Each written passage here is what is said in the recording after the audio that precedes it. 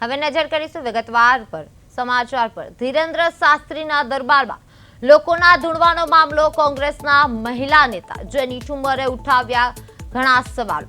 Social મીડિયામાં post મૂકીને ઉઠાવ્યા સવાલો કે નાટક હોય તો થવી જોઈએ પોલીસ કાર્યવાહી, જેની ઠુમ્મર ભૂત હોય તો તપાસ નિવારણ કરવું જોઈએ।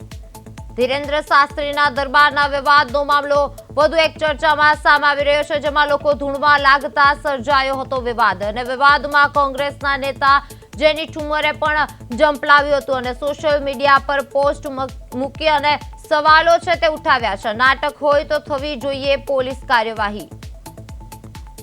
ધીરેન્દ્ર શાસ્ત્રીના દરબારમાં લોકોના ધૂણવાનો મામલો સામે આવ્યો છે, જેમાં લોકો ધૂણવા લાગતા સર્જાયો હતો વિવાદ અને વિવાદમાં કોંગ્રેસના નેતા જેની ઠુમ્મરે પણ ઝંપલાવ્યું હતું અને સોશિયલ મીડિયા પર પોસ્ટ મૂકી અને ઘણા સવાલો છે તે ઉઠાવ્યા છે કે નાટક હોય તો થવી જોઈએ પોલીસની કાર્યવાહી।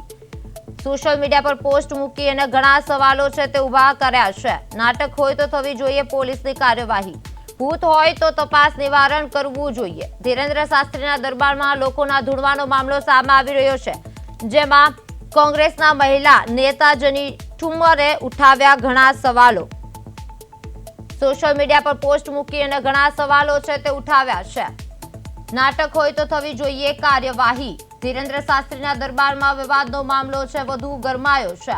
નાટક હોય તો થવી જોઈએ કાર્યવાહી એવું પોસ્ટ મૂકીને જેની ઠુમ્મરે છે એ લખ્યું છે। ધીરેન્દ્ર શાસ્ત્રીના દરબારમાં લોકોના ધૂણવાનો મામલો વધુ ચર્ચામાં સામે આવી રહ્યો છે કે જેમાં કોંગ્રેસના મહિલા નેતા જેની ઠુમ્મરે ઘણા સવાલો છે તે ઉઠાવ્યા છે।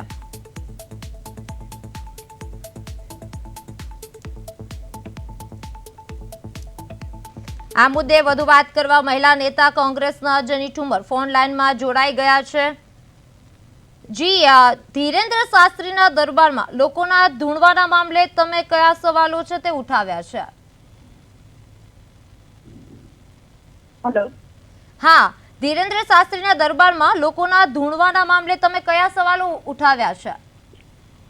બાબાનો દરબાર જે રાજકોટમાં ભરાયો ને એમાં જે ઘટના આપના માધ્યમથી, મીડિયાના માધ્યમથી ગુજરાતની જનતાએ નિહાળી, એટલે આના ઉપર કોઈ ટીકા ટિપ્પણી કે કોઈ શંકા કુશંકાઓ કરવાનો સવાલ નથી, પણ મારી પોસ્ટ દ્વારા મેં સ્પષ્ટ સોશિયલ મીડિયાના માધ્યમથી કીધું છે કે જે લોકો ઢૂંઢતા હતા એમનું બેકગ્રાઉન્ડ, એમના પરિવારનું બેકગ્રાઉન્ડ ચેક થવું જોઈએ। જો ખરેખર એમનામાં ભૂત હોય તો આના નિવારણ માટે જ્યાં ત્યાં ચોક્કસ જગ્યાએ આનો સંપૂર્ણપણે એટલે કાયમી ધોરણે નિવારણ લાવવું જોઈએ, એવા પગલાઓ લેવા જોઈએ। જો આ માનસિક ચિકિત્સાની એમને જરૂર હોય તો ડોક્ટર સુધી એમને સંપર્ક કરાવીને એમની સારવાર થવી જોઈએ, અને જો આ ઢોંગ હોય તો પછી પોલીસ દ્વારા કાયદાકીય પગલાં લઈને એમને સજા કરવી જોઈએ। આવી મારી સ્પષ્ટ મેં માંગણી સોશિયલ મીડિયાના માધ્યમથી પોસ્ટ દ્વારા જણાવી હતી। જી, આવા કાર્યક્રમોમાં લોકોની માનસિક અને શારીરિક સુરક્ષા અંગે શું ચિંતા છે?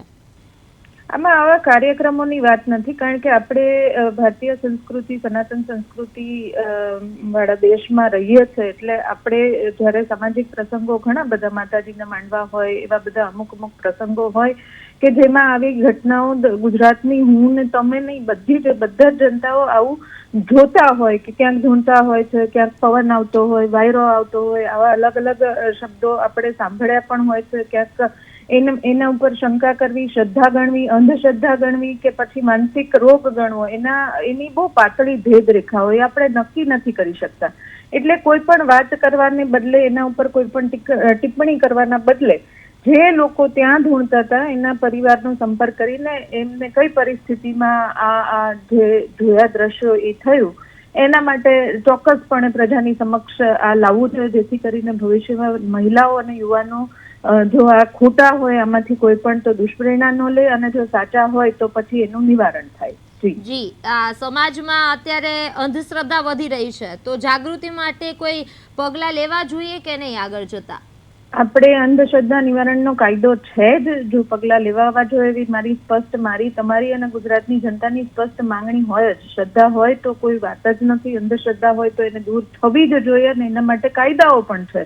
એટલે સરકારની સીધી જવાબદારી છે કે જ્યારે મોટા ભાગનો યુવાધન આના તરફ પ્રેરાતું હોય એવું લાગે એવા આંકડાઓ સામે આવે તો આના માટેના ચોક્કસ પગલાઓ લેવાવા જોઈએ. આપણી પાસે કાયદો પણ છે અને કાયદાનો ભંગ થતો હોય કે ન થાય એના માટેના આપણી પાસે આવડી મોટી તંત્રની ફોજ પણ છે. એટલે જો વિલ પાવર હોય, વિલિંગનેસ હોય તો સરકાર ચોક્કસ પગલાં લઈ જ શકે છે અને અંધશ્રદ્ધા ન ફેલાવા માટેના લોકોને બીક પણ બેસાડી શકે છે. આ જવાબદારી સરકારની છે. આપણે માંગણી કરી શકીએ પણ બાકી બીજું તો કંઈ કરી શકતા નથી. જી જેનીબેન, આપ પ્રદેશ 24 માં જોડાયા એ બદલ આપનો આભાર. કોંગ્રેસના મહિલા નેતા જેની ઠુમ્મરે ઉઠાવ્યા ઘણા સવાલો અને સોશિયલ મીડિયામાં પોસ્ટ મૂકીને ઘણા સવાલો ઉઠાવ્યા છે અને જેમાં લખ્યું છે કે નાટક હોય તો થવી જોઈએ પોલીસની કાર્યવાહી. લોકો ધૂણવા લાગતા સર્જાયો હતો વિવાદ. જે ભૂત હોય તો તપાસ નિવારણ કરવું જોઈએ, આવું જેની ઠુમ્મરે પોસ્ટ પર લખ્યું છે. ધીરેન્દ્ર શાસ્ત્રીના દરબારમાં લોકોના ધૂણવાનો મામલો વધુ ચર્ચામાં છે, જેમાં કોંગ્રેસના મહિલા નેતા જેની ઠુમ્મરે ઘણા સવાલો ઉઠાવ્યા છે, સોશિયલ મીડિયા પર પોસ્ટ કરી છે અને ઘણા સવાલો ઉઠાવ્યા છે અને જેમાં લખ્યું છે કે નાટક હોય તો થવી જોઈએ પોલીસની કાર્યવાહી. સોશિયલ મીડિયા પર પોસ્ટ મૂકીને ઘણા સવાલો ઉઠાવ્યા છે.